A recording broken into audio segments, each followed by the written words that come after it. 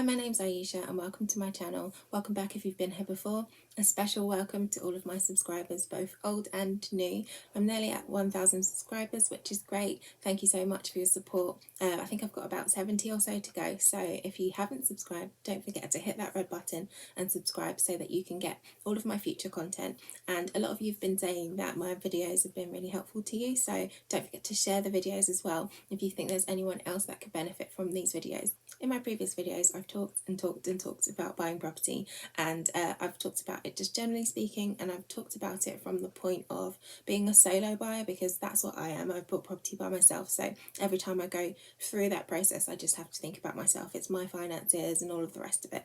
When it comes to buying with someone else, there are a few things that you might want to be aware of, and so that's what this video is going to be all about. Remember though, to do your research and make sure you're making right financial decisions for you. If you need to speak to a financial advisor, then do that, because I'm not a financial advisor. I'm just highlighting information for you to use as a tool to then go and do more research for yourself. Okay, so up to 4 people can buy a property together, which sounds great, because if you've got 4 people, then you've got like quadruple the buying power. So you've got 4 wages coming together potentially, you've got 4 lots of deposits coming together, and so you're in a much stronger position to be able to buy something that's a little bit more expensive. Obviously couples, they buy together all of the time, but also other people might want to do it as well. So sometimes siblings might buy together, family members might help each other out, or sometimes friends can come together as well and buy a property because they want to just quickly get onto the property ladder and invest their money in something, or they want to maybe raise money so that they can then split it and do other things. I personally think that buying a property with someone that you're not married to,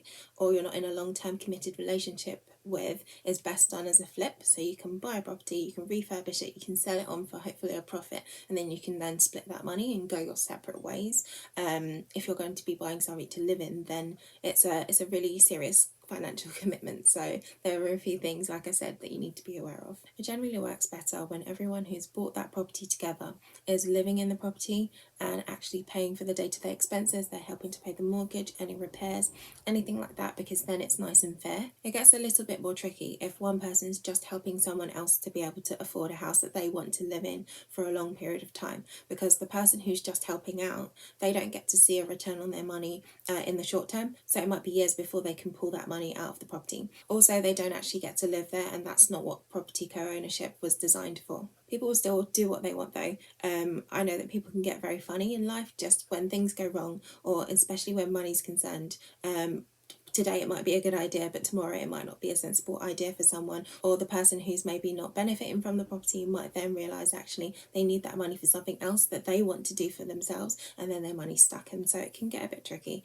I also believe that you should live within your means. So if you as an individual, for example, can afford a property that's worth, I don't know, £200,000, then you should go for a property that is worth £200,000.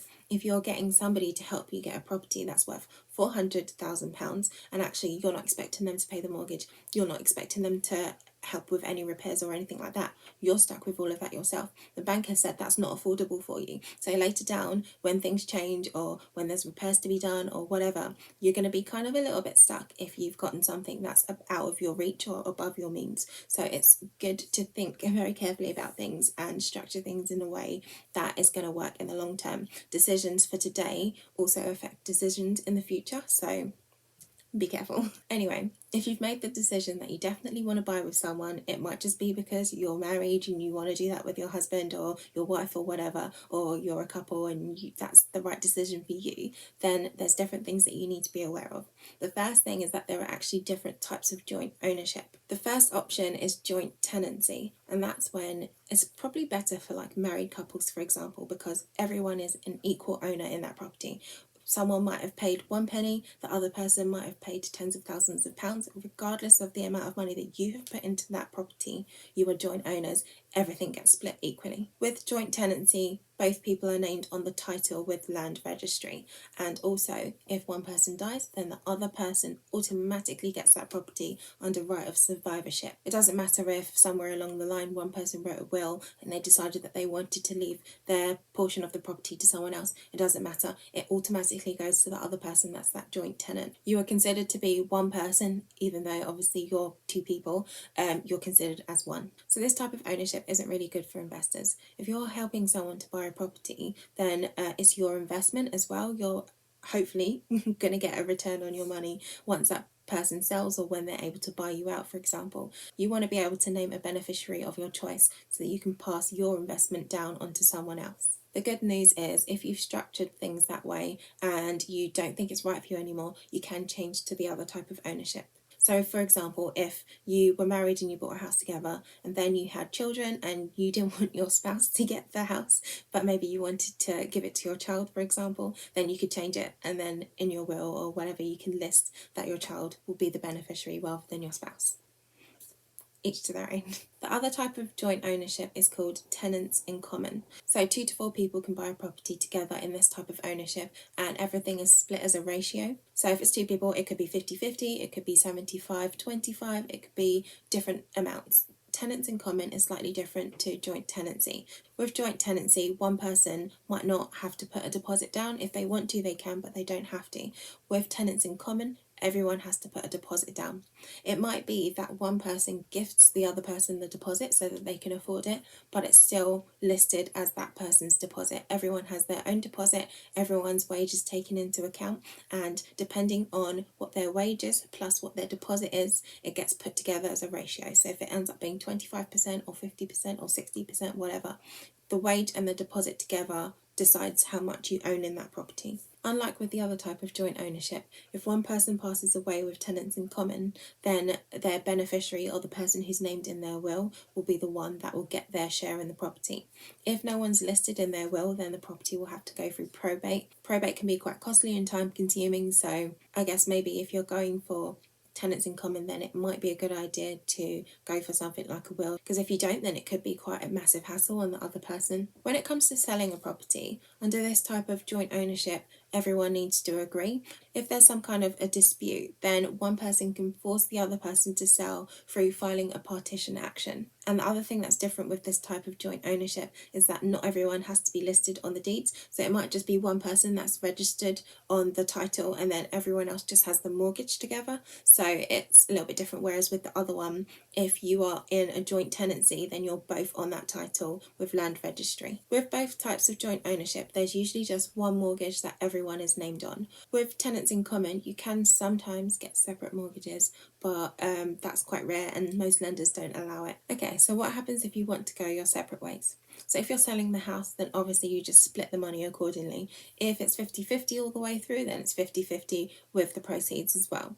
If you've maybe put slightly different deposits in, then you need to think about how you're going to split the equity. Is it going to be split according to ratios? If it's something like a flip project and you've put different amounts of deposits in to buy the property, but then you've put 50-50 in terms of refurbishment works, and then you want to sell it, you have to think about how you're going to structure the equity or how you're going to split that equity up so that everyone gets a fair amount according to what their investment is. Also, if there's a loss, then the loss has to be split evenly as well. If one person has 75% in the property and the other person has 25% in the property, if there's a loss, are you going to split the loss 50-50 or 75-25? I don't know. So it's good to think about if both things happen. Yes, we want the happy version of events where we make money on our investment, but sometimes people do make a loss on property. And so how are you going to deal with that? If there's less money at the end of it, or you don't get what you're expecting, or there's even a loss, how are you going to deal with that? Property is no different to any type of investment. There's always risk, so your money can either go up or down. If someone has just helped you to be able to get a property, and so they're not really that invested in the property, they're not living there, they've just literally gone on the mortgage so that you can get a home, then at some point you might want to buy that person out. So you can buy that person out of the mortgage and you can have their name removed by using something called a notice of correction. To be able to buy someone out, you would need to get the property valued so that you can see how much equity is in it. And then once you know how much equity is in it, then you know how much you need to pay them, because if you had £10,000 worth of equity and the proportion was 50-50, you would then give them £5,000. So you don't know how much you're going to have to give that person until you get a valuation. You see what the mortgage balance is, and once you minus the mortgage balance from the amount that the property is valued at, you will know what the equity is, and then you can figure out how much you need to give that person in order to buy them out. When you do that though, you need to go through the same affordability checks that you would have gone through before. So whereas the bank was assessing you buying it together, the bank now needs to assess whether you can afford to keep it by yourself. If it comes up as being unaffordable for that one person by themselves, then the bank might not let you remortgage and take them off of it, and so you'll be stuck with that person for a little bit longer. If you are able to do it though, a good time to do that process would be when the fixed term rate is ending. So if you've taken a 2-year fixed mortgage or a 5-year fixed mortgage, then at those junctions would be a good time, because if you change things before then or in between, then you might have to pay early repayment charges. Another way to buy someone out might be with savings. So if you've built up some money over time, you've managed to save, then you can use that money to buy that person out. Again, you would value the property, see how much you owe them, and then if you owed them 10,000, for example, and you have 10,000 in savings, you can just give them their money and then get the notice of correction and everything else. Another option would be to get someone to take over their share. So for example, if you were, I don't know, siblings or family members helping each other out, and then you wanted to remove that connection, maybe one person gets married, then what you could do is you could get someone else to take over that share. So maybe the new spouse could take over the share if it's affordable for them, because you still need to do the affordability checks, but then it would release that other person so that they can then move on, take their money and do something else. So there are a few things to note if you're going into joint ownership. The first thing is that everyone who owns a residential home has the right to live in that home. So you might have someone help you buy a house, but actually they have a right to live there. They legally own that house and they can't be forced to leave without a court order. Secondly, it's important to know that if the mortgage isn't being paid, that debt is attributed to everyone that is responsible for that mortgage. So if someone has helped you get onto the property ladder and you've agreed that technically that property is just yours, then if you don't pay the mortgage, that person also suffers. If you don't pay the mortgage for whatever reason, so like maybe if you've been made redundant or something like that, something's come up, you just can't pay the mortgage, it's the other person's issue as well, and it can negatively affect both of your credit scores. So that person needs to be in a position, or you need to have an agreement with them, that if it comes to a point where you can't afford that payment, maybe you might have to get some money for them to cover you. So the person you're buying with kind of needs to be in a solid financial position, because if anything goes wrong, you're both responsible. Just as a side note, I don't know if I've mentioned this on my channel before, but when I was getting my credit card, I was talking to the bank about different things, and the lady from my bank was saying that one thing you should never ever miss is a mortgage payment. You can miss other things. Obviously, it's not good to miss any payments because they do get logged on your credit score, but the one thing you should never ever ever miss is a mortgage payment, because it would just have such a devastating effect on your credit report. Obviously, the recent mortgage holidays are an exception to that, but even some people who took the mortgage holidays realised that actually they did have a negative impact. I can't remember exactly what the negative impact was, but there was something not quite right about that as well. So the third thing to be aware of could be a positive one. It could be a negative as well, but it could be a positive. So if you don't have a great credit report and your credit history isn't that great, if you've bought a house with someone whose credit history is much better than yours, then they can actually boost your credit rating over time. Being financially linked to someone who has a good credit history might make you seem more favourable when it comes to applying for loans and getting credit and things like that. So if you buy a house with someone, you're financially linked with them. It's good to be aware though that even if you've bought someone out, that person can still remain on your credit report for up to 6 years. You can try and get them removed by writing to the credit agencies and telling them that you've sold the house or whatever, and you can get something called a notice of correction. But if you don't do that, then they will stay on your report for 6 years. So the things that they do might have an impact on you over that time. So the last thing you need to be aware of, and maybe this is the most important one, is that you can get a deed of trust or a declaration of trust that specifies how much you put into the property, how you want to contribute to the mortgage, and how you want to be repaid for your contribution once the property is sold. A declaration of trust is a legally binding written agreement, and so it will protect you if things go wrong. So when it comes to selling the property, it's very clear as to who paid what and as to how much each person is going to get once the property is sold. This way there's no argument. If things have gone bad because a relationship has broken up, you don't really want to be doing the back and forth and the court disputes and the legal battles and things like that. It's already outlined. Everyone has to stick to it because it's a written, legally binding agreement. Declaration of trust can be used for other things as well. So for example, if a parent wanted to give their child a deposit, but that child was buying with someone else, they can protect that gift that they've given to their child. So if a parent wanted to give their child £10,000 towards their deposit, they can have it written into the declaration of trust that when the property is sold, £10,000 goes directly to that child, and then the rest of it they can share up according to how they've structured their ownership. It can also protect deposits that people put into the property. So if one person puts £20,000 in and another person puts £40,000 in, then a declaration of trust could say that once the property is sold, 20,000 goes back to that person, 40,000 goes back to that person, and then the rest of it is split. I have kind of given the impression in the past that talking to a financial advisor is optional, and it is optional. You don't have to talk to a financial advisor before you buy a house. You can go to a mortgage broker, you can get your mortgage, and that's it. But when it comes to buying with someone, then maybe this is quite a good time to actually get some advice from a financial advisor. It's a really good idea to protect your money and to have an understanding of how things will affect you if you're buying with someone else, because as I kind of mentioned, as soon as you buy a property with someone, the day the mortgage completes, you're financially linked to them. You'll see a notification on your credit report saying this person is now a financial association, and so whatever you do matters, and whatever they do matters as well in terms of finances.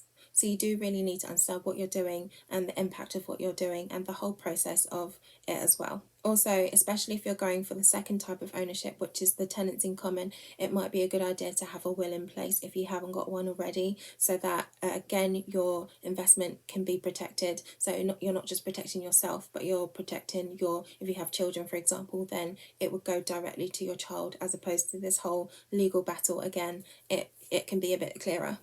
You can get away with a lot when you're buying by yourself because the impact of it is just mainly on you. But when you're buying with someone else, it really does matter. If someone has a bit of a tricky character, or if they've mismanaged money in the past, do you really want to be financially linked to that person? So I know for myself, I think if I were buying a house with someone, I would need to be very sure that maybe they've managed money properly, because if they make a mistake in the future, it can have a negative impact on me if I'm financially linked to them. One thing I've learned in life is that you don't really know who people are until maybe hard times fall, and anyone can say what sounds good in the moment. You can make this plan to buy this lovely house together, and it might work for today, but does it work for tomorrow? People change, people have different goals and aims. In 1 year's time, 5 years' time, they might decide that they want to do something else. And so declaration of trust for sure, but also making sure that you're buying with the right person. It's got to be someone who you kind of trust. Buying property involves large sums of money. It's not something casual, and so be very clear on what you're doing. Okay, so that's it for today's video. Hopefully that's helped anyone that is maybe thinking of buying a property with someone else. It's given you a few things to maybe look further into, or maybe helped you out with maybe what questions you might need to ask when it comes to maybe your solicitors or your financial advisors and things like that. So yeah, hopefully it was helpful. If you have any questions, then please put them down below and I'll do my best to answer them. If you've liked the video, please give it a like. If you know someone who might benefit from this video, don't forget to share it with them. And if you aren't subscribed, then please subscribe so that I can hit my target of 1,000 subscribers. I do try to keep my promises, so at 1,000 subscribers, I will let you know the numbers on my last flip project that I did. You take care of yourselves, and I'll see you in the next video.